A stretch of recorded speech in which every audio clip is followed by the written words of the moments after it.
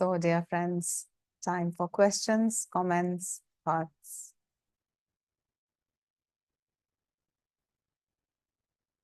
Om Guru to all. Thank you so much, and Dr. Radhika ji, for such a lovely sharing today. And we do have few questions. I'll go one by one. First question is, how does the meditation techniques neutralize inhalation and exhalation? You are saying, how does the meditating technique utilize inhalation and exhalation? Okay. So if you are a Kriya Yogi, you will not be asking this question. But if you are not a Kriya Yogi, of course, we are not going to be revealing the technique online. You have to enroll yourself into the Kriya Yoga meditation program. And simply what can be said is that all paths of spirituality, whether it is Buddhism, whether it is Hinduism, whether it is Christianity, even in Sikhism and Islam, breath and mind combination is used. So it is a well-known fact that the breath and mind are interrelated. If one can control one's breath, then one can control one's mind. The simple technique of Hong Sau that master has taught initially is is a very simple technique again, but you have to come and join and learn that technique, and you will find that by controlling the breath, or even by just watching the breath, you are able to control the mind. It is because of the simple knowledge that the rishis of India have given to the world, that the close link between breath and mind. And it is very simple to observe this. So when we are very restless, when we are very emotional, when we are very stressed out, we find that our breath is very shallow, it is very rapid, the breath is also restless. But if we are very concentrated, suppose we are reading a book and we are very, very involved in a book, or we are about to take a picture, then almost our breath is negligible, or it becomes very silent. So there is a direct connection between breath and mind, and most meditative techniques around the world and across religions use this mind and breath combination to achieve control over the mind, because eventually the goal of all meditation is to transcend and cross over the mind. And since breath is easily available to us at all points in time, as long as we are living in the physical body, we use the agency of the breath to first control the mind and then to transcend the mind. So that is all I can tell you about how breath and mind, can be used in meditation. But for specific techniques, please join a course. We'll go ahead with the next question. Confusion in whether to leaving it to God or exercising choice of free will or willpower, which means controlling emotions and making conscious choices, then is not it leading one to egocentric? Okay, so you are saying that, okay, now I think surrender is easy, let me not give in any self-effort. No, it doesn't work that way. Because what you are saying is, let me go into tamas, let me be an animalistic, let me have that experience of the animal life where I don't need to do anything. Instinctively, my karma will take me to the human level, and automatically someday I will be free. So that is also, eventually that is true. It is true that whether or not we want, our destiny is self-realization. But that will take millions of lifetimes, and millions of lifetimes means lot of pain and lot of suffering and lot of number, millions of times being born, then aging, then decaying, then having disease, and then dying. Now, what will self-effort do in this? It will hasten this process. If you want to accelerate your journey into freedom, then to surrender, you must add your self-effort. So of course, if you keep your goal as moksha, so for the animal, there is no goal. So he or she doesn't want any moksha. So he can just let go and allow things to happen the way they're happening. But if now that you have a human body, now that you have a human intellect which can question, which can ask, which can seek, and which has an advanced nervous system to attain that realization that, I can use this cosmic prana and I can go into the cosmic mind and I can understand myself as a soul, that then will I, if I am an intelligent person, will I not want to achieve liberation faster than what is being given? So in the autobiography of a yogi, master says that a Kriya Yogi, depending on his practice and depending on his yearning and of course his past karma, can achieve liberation in 3 years, 6 years, 12 years, 24 years, 48 years, or a max of 96 years, which is 2 lifetimes. Now, this, if you compare with a natural process of soul evolution, is compared to millions of lifetimes. So, what is it that you want? You ask yourself. Don't look for the easy way. Both surrender, sometimes surrender will work, sometimes self-effort will work. Both will work. One is not exclusive of the other. So sometimes, if you see, even in the animal kingdom, you see that the little monkey baby clings on to the mummy monkey, it will. So you see the mother is walking like this, the child is clinging to her like this, he holds on. So with self effort the child is holding on to the mother. Now if you see in cats, what do? The mother cat will lift up the baby kitten and will drop it somewhere, right? So sometimes we have to be like that baby monkey which with self effort clings on to the mother, and sometimes we have to surrender like the kitten so that the mother cat can put us where it is appropriate for us to be. Both are needed. Don't think that doing one is going to be sufficient. And ego has been given to you. Unless there is a ego, a friend or foe is a big question. Animals don't have that much of an ego. It's only when you have an ego do you realize that, oh, I am suffering. And only when you say, I am suffering, then you say, I want moksha. So use ego as a friend. Ego is not always an enemy. Unless you really recollect yourself and say that I don't want to suffer anymore. So that I-ness has to be there. And I want liberation.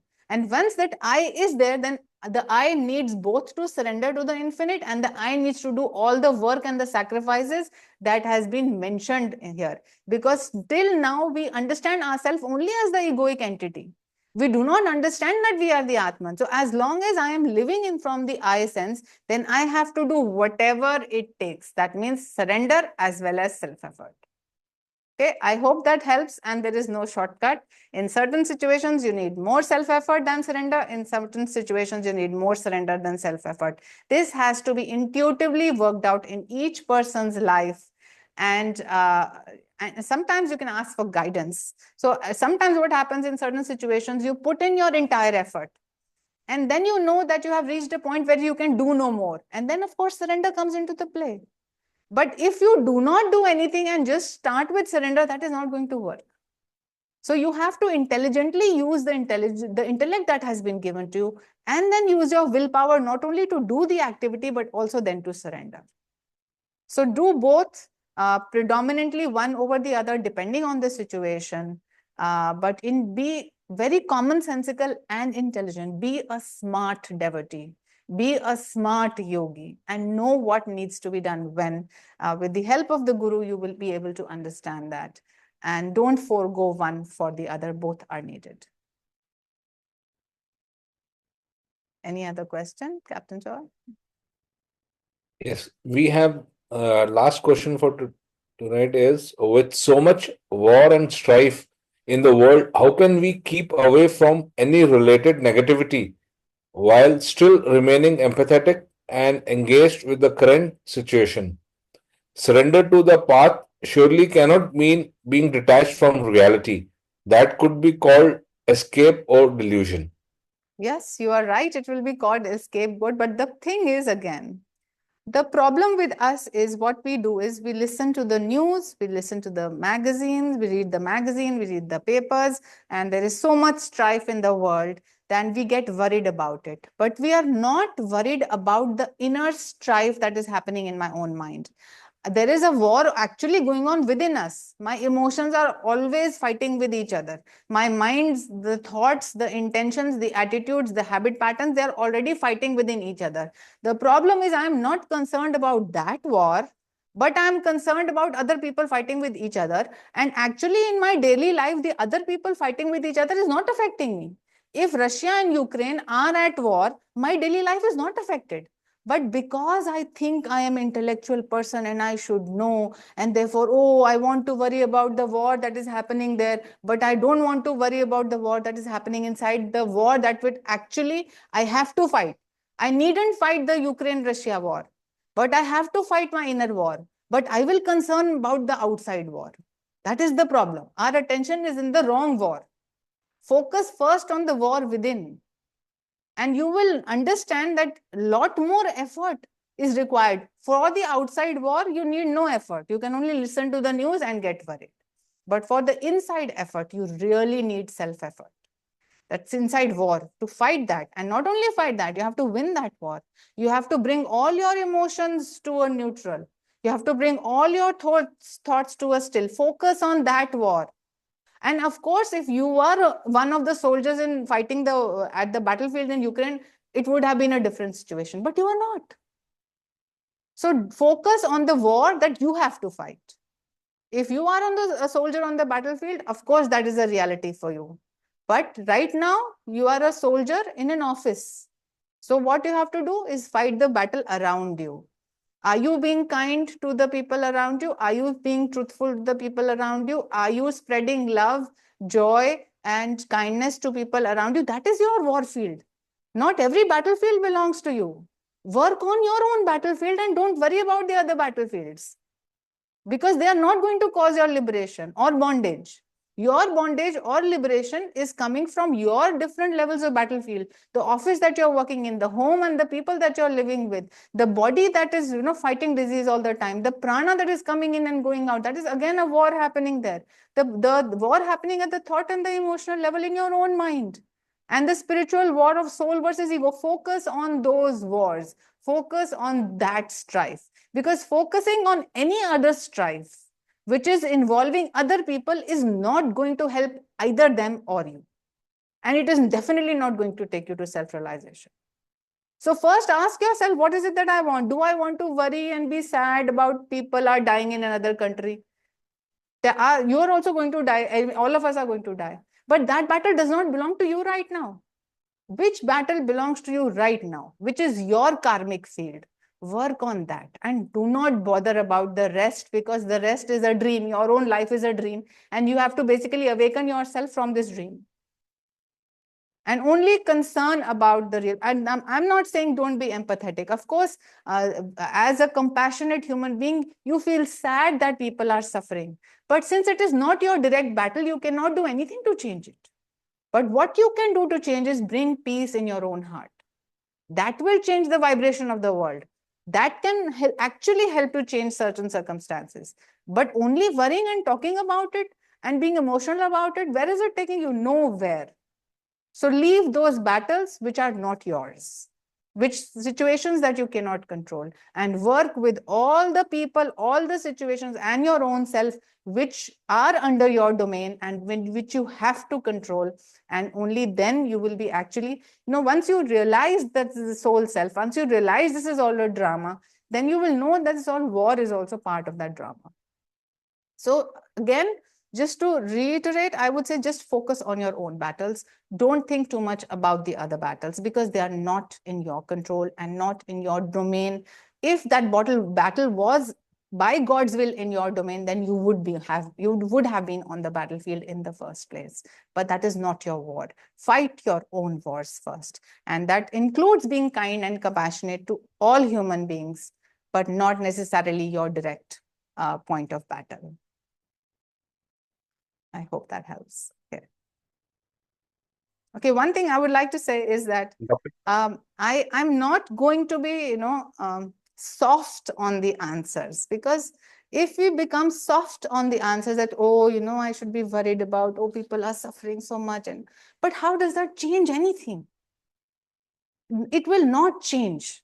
The point is, unless you straighten yourself up, and you have to be a warrior, each one of us has to be a warrior. And you have to come into that position and say that, what is it that I can change in my life?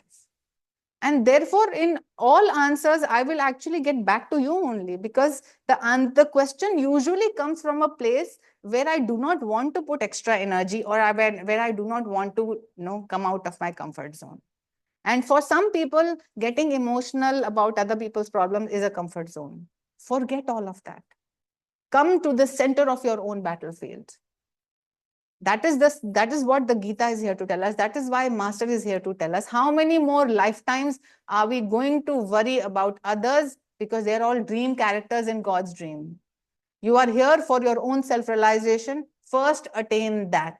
Once you have attained your self-realization, then you have all the right and the duty to worry about others and to bring them to that self-realization. But first, work upon yourself. And there is no easy, comfortable, or pleasing path. You have to walk on the sword's edge. You have to do what it takes to fight that inner battle.